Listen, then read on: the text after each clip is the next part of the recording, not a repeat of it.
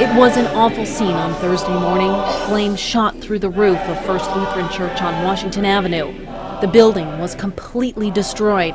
The parishioners watched in shock, and the cause of the fire is unknown.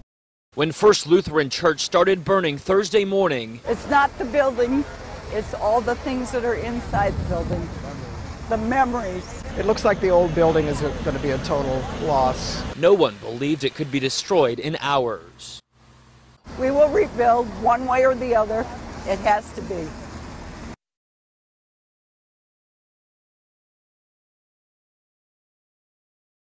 I'm Reverend Rosalina Rivera. Most people call me Pastor Rosie. I'm the proud pastor here at First Lutheran Church in Lorain, Ohio. I accepted the call to come to this church in May 2017. So yes, that was in the middle of this build of this building. I had no idea what I would be stepping into, but the team we work with, from the architect to the consultants, all the way down to the electricians, were a joy to work with. They made my role super easy. First Lutheran is a musical congregation.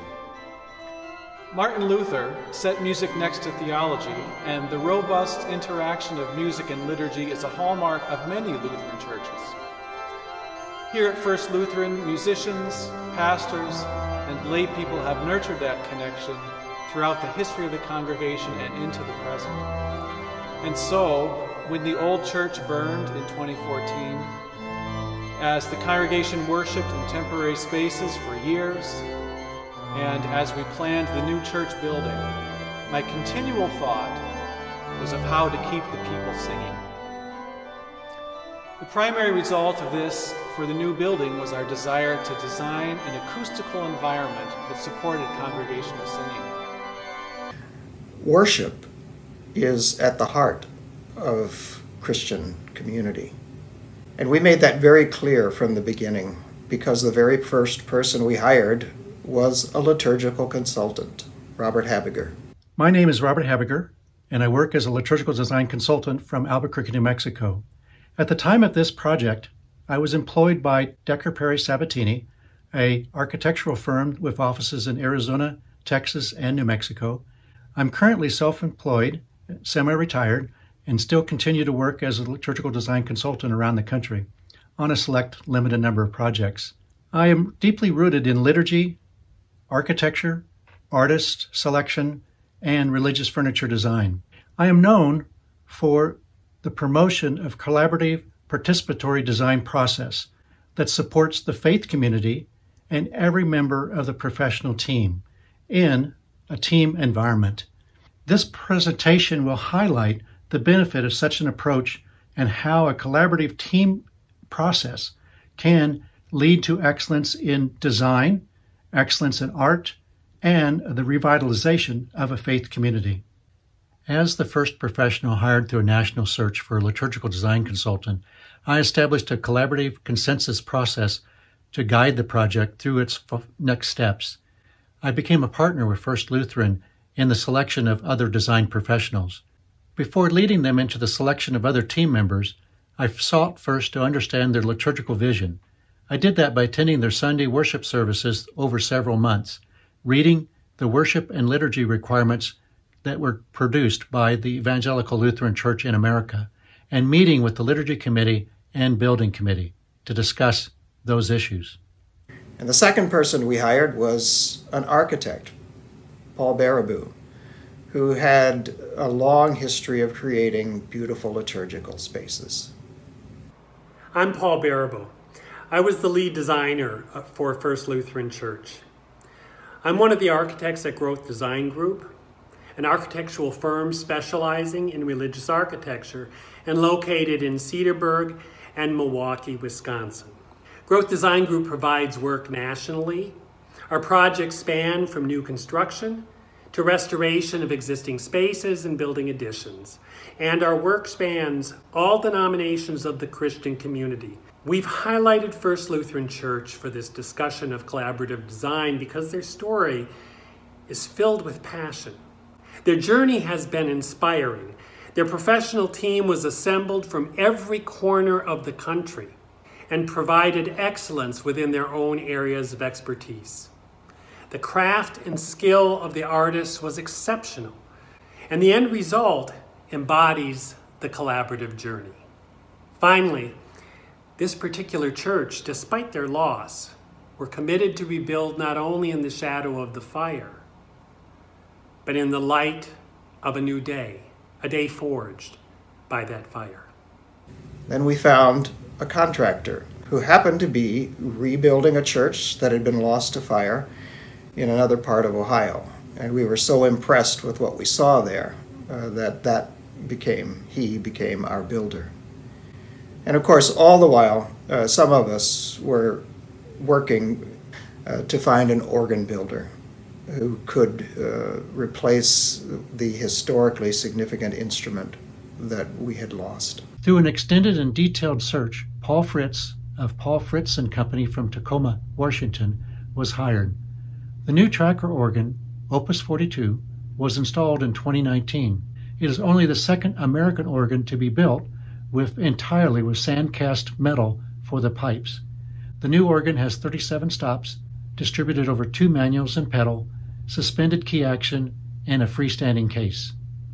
On the day our organ arrived, since we were in downtown Lorain, many people from all over surrounding houses in this community came and helped us carry in piece by piece every single box for the organ, signaling to us that it was a good decision to stay in downtown Lorain. But the design of the space acoustically was not only concerned with the large instrument that is the organ.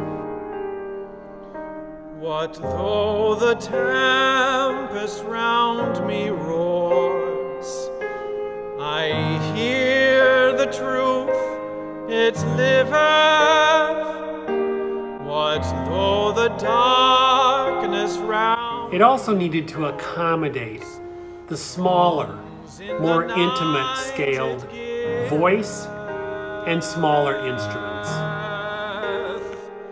No storm can shake my inmost calm, while to that rock I'm clinging, since love is Lord of heaven and earth.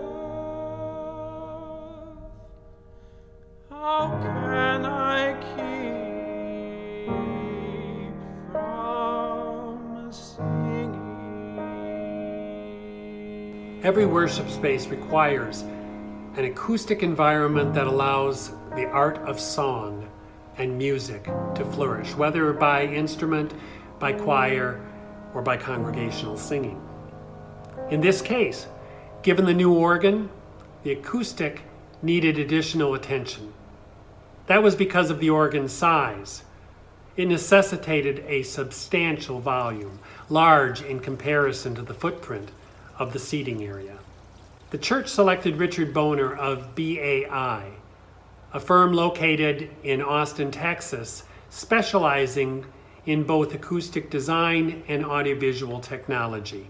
As an early member of the design team, Richard's insight helped shape a space where the spoken word would be intelligible and where singing and organ could thrive. As you can probably hear, the acoustics in this space are amazing for music, especially congregational singing and music concerts, which we had once a month prior to the pandemic. We have also have a state-of-the-art sound system, all controlled by a single iPad, which allows our sound technicians to sit anywhere in the worship space with their families to run the sound system smoothly during worship.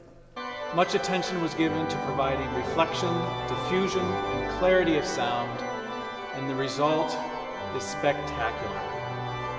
As the director of music, I can easily lead singing with just my voice, and the sound of a full congregation singing in here makes my heart jump into my throat. But of course, I most often lead the singing with the organ.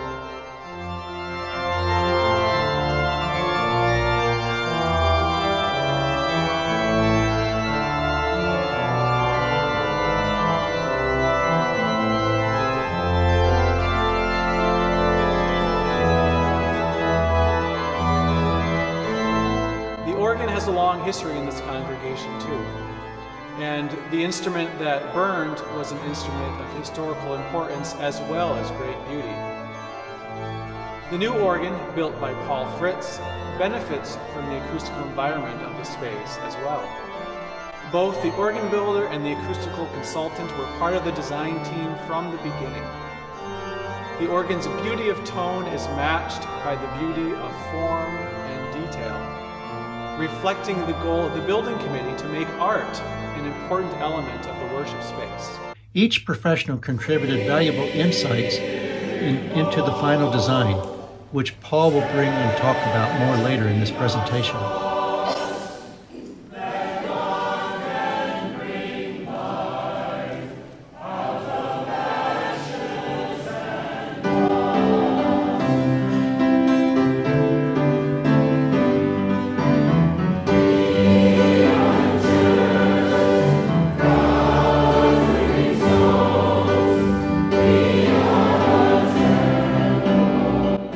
A church rising from the ashes after arson claimed not only a sanctuary, but an entire congregation's peace of mind as 90 years worth of memories went up in smoke. It was hard. Yeah, it was hard. That was 2014.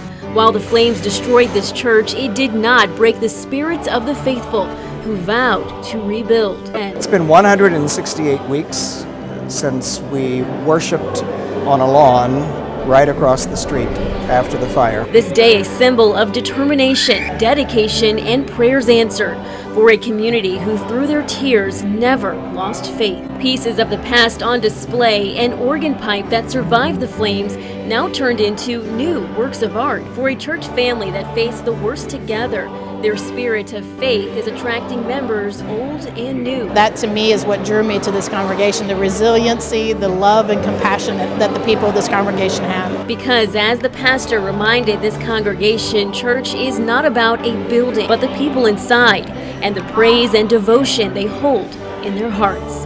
In Lorain, Maya Balai, Fox 8 News.